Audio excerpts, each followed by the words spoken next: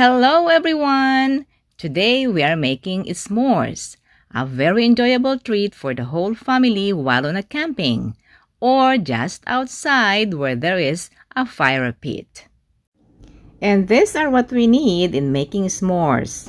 First of all, chocolate. It could be chocolate bar or a thinner form of chocolate. For this particular event, we are using Hershey's, which are really made for making s'mores. Next thing, very important, are large marshmallows.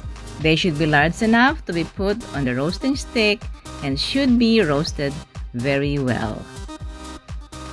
And of course, we need graham crackers, which will serve as the sandwich for our s'mores.